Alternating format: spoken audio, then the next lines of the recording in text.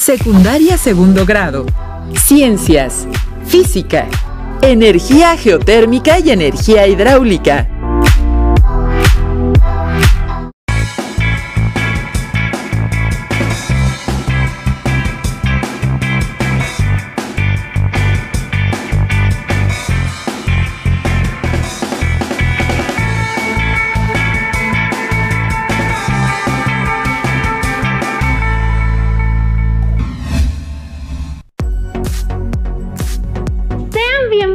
Y bienvenidos estudiantes de segundo grado de secundaria.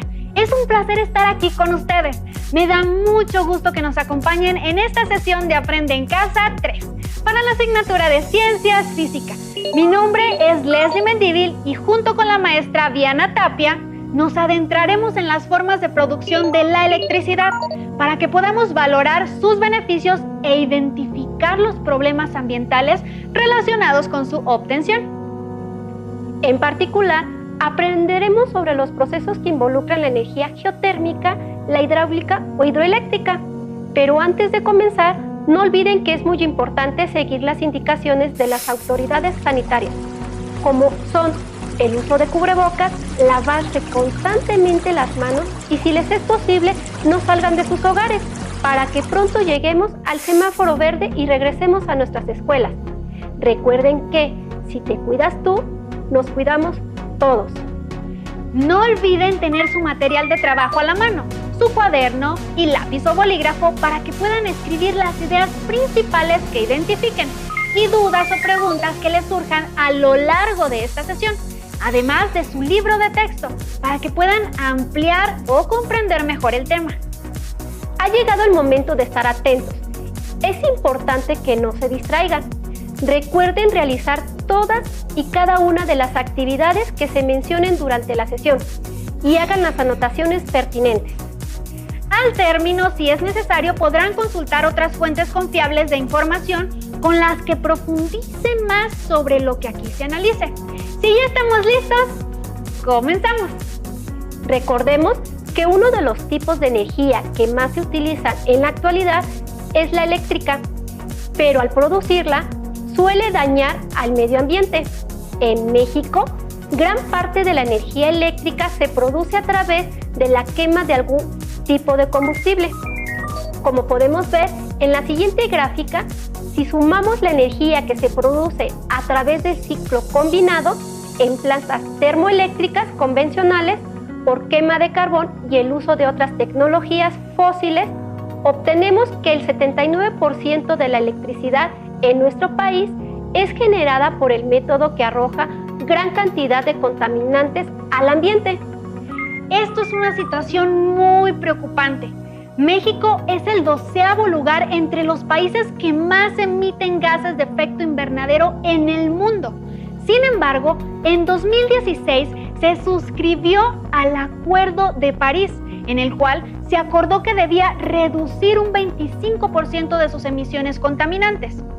Para esto, se espera que para el año 2024 el 35% de la energía total que se genere provenga de fuentes limpias, trazando una ruta para que en el año 2030 este tipo de producción alcance el 43%. Una forma de alcanzar estas metas es utilizar algún tipo de energía limpia y renovable, como lo son la energía hidráulica y la geotérmica. ¡Exacto! Comencemos hablando de la energía hidráulica, que es aquella que se obtiene de aprovechar el movimiento de los cuerpos de agua. Recordemos que cuando el agua fluye posee una energía cinética y potencial, que se puede transformar en otro tipo de energía y a diferentes escalas. La energía hidráulica ha sido utilizada por la humanidad desde civilizaciones muy antiguas. Con la ayuda de las ruedas hidráulicas es posible utilizar la energía de la corriente de un río o un cauce de agua.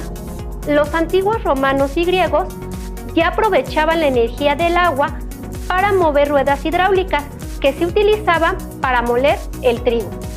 Pero no sería hasta la revolución industrial que la energía hidráulica se utilizó para generar energía eléctrica. A finales de la Revolución Industrial, la extracción y distribución de carbón no era suficiente como para cubrir las necesidades emergentes, por lo que esto impulsó la utilización de la energía hidráulica. A partir de la segunda mitad del siglo XIX, comenzó la construcción de centrales hidroeléctricas. Actualmente existen 3 tipos de centrales. El primero son las centrales hidroeléctricas de pasada. En este modelo de central se aprovecha el desnivel natural de un río para luego derivar el agua por un canal hasta la central, en donde se mueven turbinas que generan energía eléctrica.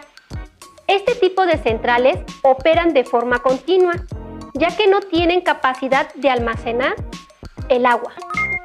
Sin embargo, cuando los caudales de los ríos bajaban o se congelaban por los cambios estacionales, se tuvo que implementar una solución para seguir contando con un flujo de agua.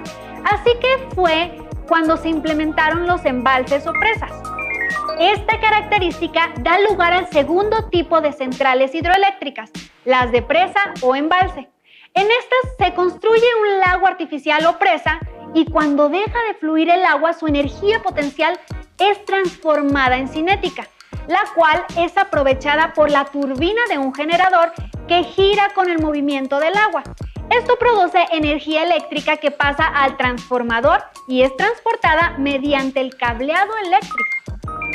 El último tipo son las centrales hidroeléctricas de bombeo, que permiten un mejor empleo de los recursos hidráulicos de una región. Están conformadas por 2 embalses situados a diferente nivel.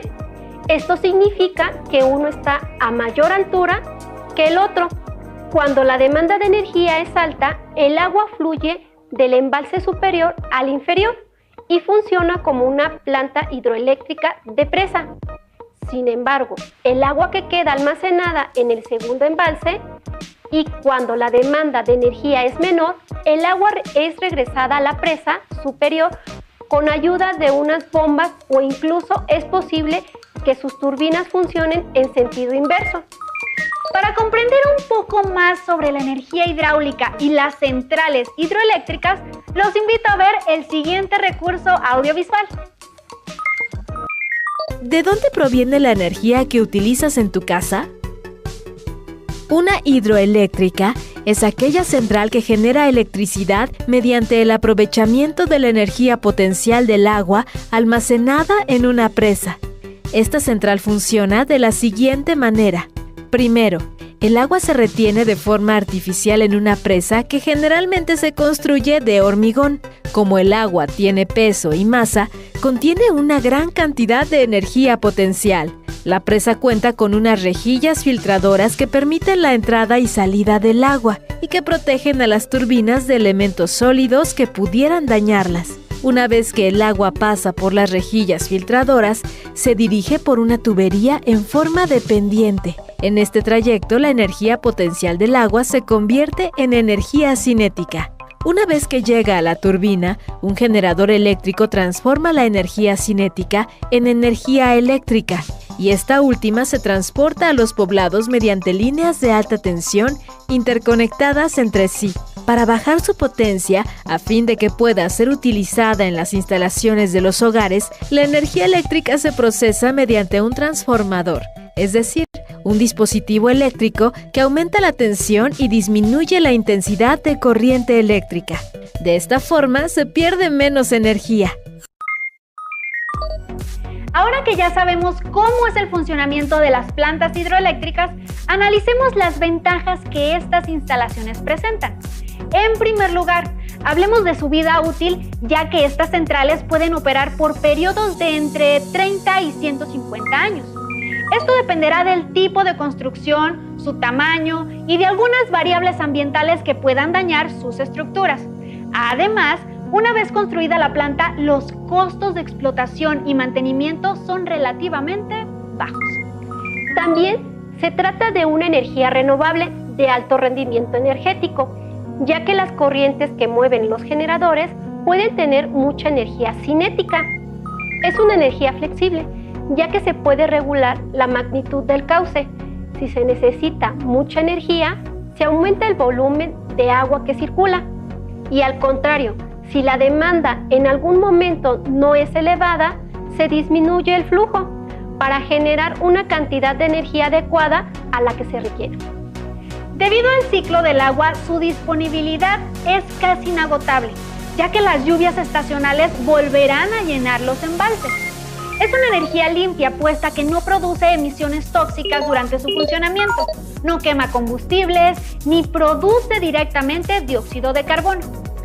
También es una fuente de energía más estable que la solar o la eólica, ya que las presas retienen grandes volúmenes de agua, los cuales solo se ven afectados si ocurren temporadas muy prolongadas de sequía. Por otro lado, los embalses proporcionan agua para la realización de actividades recreativas y el abastecimiento de sistemas de riego. Y lo más importante, permiten disminuir las crecidas en épocas de lluvias torrenciales, regulando el caudal de los ríos.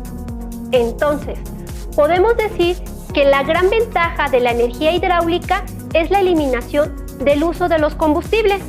El costo de operar una planta hidráulica es insignificante comparado con los precios de los combustibles fósiles, como el petróleo, carbón o gas natural. Además, no hay necesidad de importar combustibles de otros países. Sin embargo, como ya hemos visto con otras energías limpias y renovables, no todos son puntos a favor, sino que también presentan algunas desventajas. La construcción de grandes presas puede inundar importantes extensiones de terreno, obviamente en función de la topografía de la zona. Esto provoca cambios muy importantes en el ecosistema, afectando principalmente a los animales y plantas endémicos. Además, modifica la calidad del agua. Otros ecosistemas grandemente afectados son los acuáticos, ya que se cambian las condiciones en las que se desarrollan de forma radical. Incluso puede tener consecuencias destructivas, interrumpiendo patrones de reproducción. Además, la productividad de una planta hidroeléctrica se puede ver afectada enormemente si suceden varias temporadas de sequía. Otro punto en contra es que son escasos los lugares en donde se puede construir una central hidroeléctrica. Además, actualmente muchas zonas experimentan escasez de agua, así que embalsar un cuerpo de agua podría afectar a varias poblaciones, cortando el suministro del líquido. Un último punto en contra importante de mencionar es el costo. Si bien es amortiguado a la larga por la producción de energía, construir una central hidroeléctrica es muy costoso. En México, aproximadamente el 10% de la energía eléctrica se produce en centrales de este tipo. Las plantas hidroeléctricas se concentran en 18 estados del país, siendo Chiapas el que más produce energía de este tipo. Algunas de las centrales hidroeléctricas más grandes en México son las siguientes.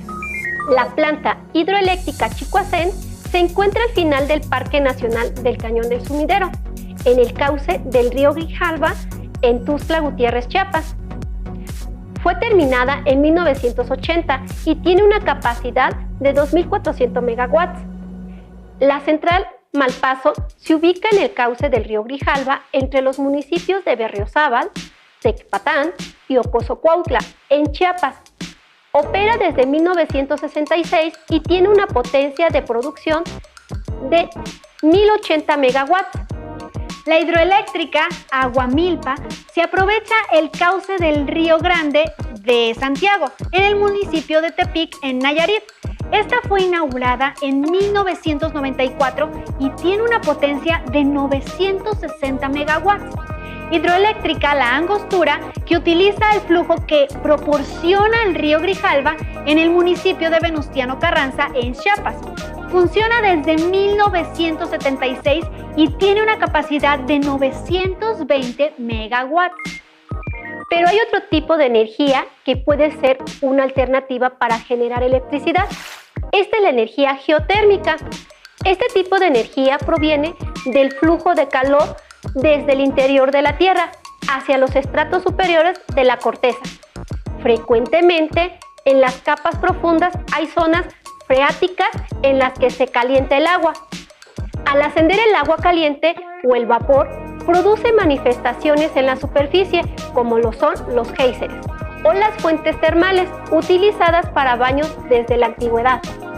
Un geyser es un tipo especial de fuente termal que emite periódicamente una columna de agua caliente y vapor al aire. El famoso geyser de Islandia es el que ha dado el nombre común de geyser a estas fuentes termales y desde 2006 está acordonado por motivos de seguridad. La formación de géiseres requiere una hidrogeología favorable, que existe solo en algunas partes del planeta, por lo que son un fenómeno bastante extraño.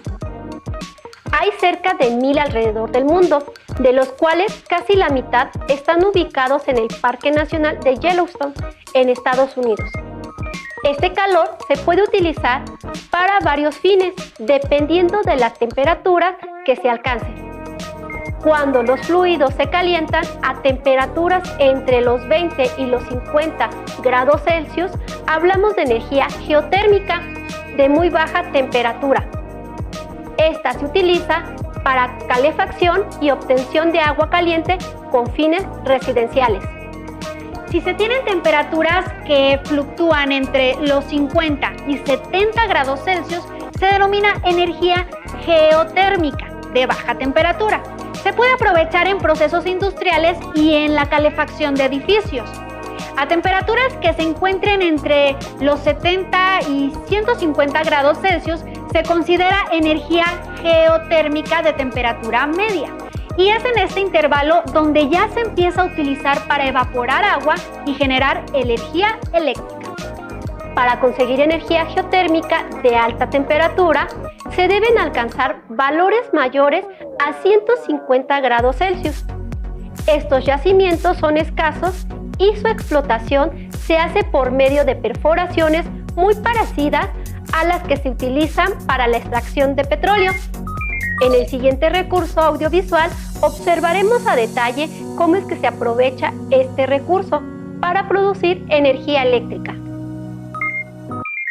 En algunos lugares de la Tierra, las fuerzas geológicas empujan grandes lagunas de magma cerca de su superficie. A estos lugares se les conocen como puntos calientes geotérmicos.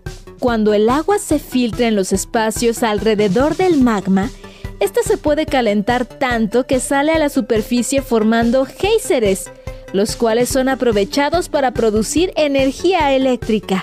Los géiseres expulsan vapor con gran presión. Este vapor se conduce hasta una central geotérmica, donde se activa una turbina, que a su vez hace funcionar un generador que produce energía eléctrica. Después, esta energía se conduce a las subestaciones y de ellas a los hogares, fábricas, escuelas y hospitales, entre otros lugares. Finalmente, el vapor geotérmico se vuelve a condensar y se reinyecta en el subsuelo. Excelente alternativa. Con ella podemos aprovechar el calor para calentar agua, producir vapor y canalizarlo hacia generador, que transforma la energía en electricidad y así utilizarla en las actividades cotidianas. Así es. Ahora conozcamos algunas ventajas que presenta este tipo de energía. En primer lugar, es una fuente de energía que disminuye la dependencia de los combustibles fósiles y de otros recursos no renovables. Se estima que la energía almacenada en 1 kilómetro cúbico de roca caliente a 205 grados Celsius equivale a 40 millones de barriles de petróleo. Además, los residuos que producen son mínimos y ocasionan menor impacto ambiental que los originados por el petróleo y el carbón.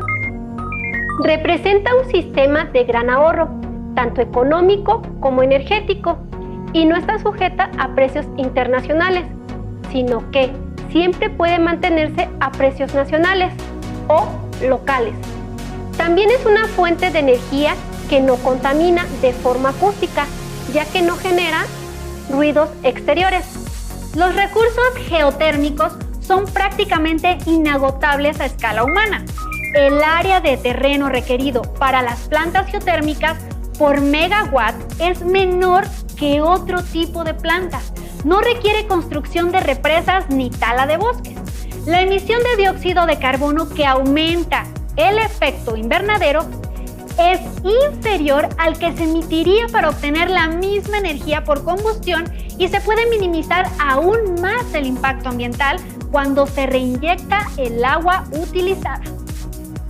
Además, recordemos que otra ventaja que presenta este tipo de energía es que no se utiliza para producir electricidad. Como ya mencionamos, es muy útil para proporcionar calefacción y proveer de agua caliente. En algunos lugares se utiliza el agua a diferentes temperaturas para criar distintas especies de peces, plantas y reptiles acuáticos que requieren parámetros específicos, como los salmones, camarones, cangrejos, robalos, carpas, musgos, hongos marinos, tortugas y cocodrilos. Ahora toca el turno de hablar sobre sus desventajas.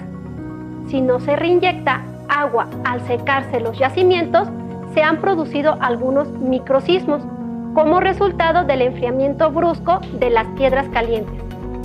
En ciertos casos, se puede producir la emisión de ácido sulfúrico, que se detecta por un olor a huevo podrido. Esta sustancia es contaminante y puede llegar a ser letal. Los flujos geotérmicos pueden contaminar cuerpos de agua próximos con sustancias como arsénico y amoníaco, entre otras, que son altamente tóxicas y dañinas. También se considera que la explotación de esta energía causa un deterioro al paisaje. La energía geotérmica no se puede transportar a menos que se haga a través de un fluido portador de calor, distinto al de las aguas del acuífero. Recordemos que, si bien se puede obtener calor de la tierra en cualquier lugar, hay zonas en las que está disponible de forma más accesible. De otro modo, se tendría que hacer perforaciones en el suelo, que podrían llegar a ser muy profundas. En México existen 5 campos geotérmicos que generan alrededor de 947 megawatts de energía, lo que representa el 1.84% del total producido en el país. El campo geotérmico Cerro Prieto se encuentra en una planicie del Valle de Mexicali, en Baja California, y tiene una capacidad instalada de 570 megawatts. El campo Los Azufres se localiza a 80 kilómetros al oriente de la ciudad de Morelia, en Michoacán. Tiene la capacidad de generar 248 megawatts. El campus Los Humeros se encuentra en el municipio de Chinautla, en el estado de Puebla. Tiene una capacidad de producción de 94 megawatts. El campo Las Tres Vírgenes, que se localiza en Baja California Sur, con una potencia de 10 megawatts. Y por último, el Domo de San Pedro en Nayarit, que tiene una capacidad de 25 megawatts. Miembros del Programa Universitario de Medio Ambiente de la UNAM estudian desde 2010 el impacto ambiental de la planta de energía geotérmica de Cerro Prieto en Mexicali, Baja California. Esta planta es la más importante en su tipo a nivel mundial. Los estudios arrojaron resultados positivos en calidad de aire, suelo y agua. El programa continúa sus investigaciones en otros posibles generadores de contaminantes. Las energías renovables son de suma importancia en la actualidad, ya que permite transformar recursos naturales y obtener la energía eléctrica sin arrojar contaminantes al ambiente. Ahora es momento de que reflexionen acerca de la importancia de estos métodos limpios para generar energía eléctrica. Anoten las siguientes preguntas en su cuaderno y respóndanlas. Las preguntas son: ¿qué son las energías renovables? Describe brevemente cómo se obtiene la energía hidráulica y la geotérmica. ¿Por qué son importantes estas formas de obtener energía? Enlista cuando menos 3 ventajas y 3 desventajas que presentan la explotación de la energía hidráulica y la geotérmica. Para Para terminar, les invitamos a que se reúnan con su familia y comenten sobre la importancia de utilizar la energía hidráulica y geotérmica. Si desean profundizar en el tema o resolver dudas, revisen su libro de texto o recurran a fuentes de información confiables. Les agradecemos su participación en esta sesión. A todas y a todos los que nos acompañaron, les invitamos a que continúen viendo los contenidos que Aprende en Casa 3 tiene para ustedes. ¡Hasta pronto! Si tienes dudas o necesitas ayuda,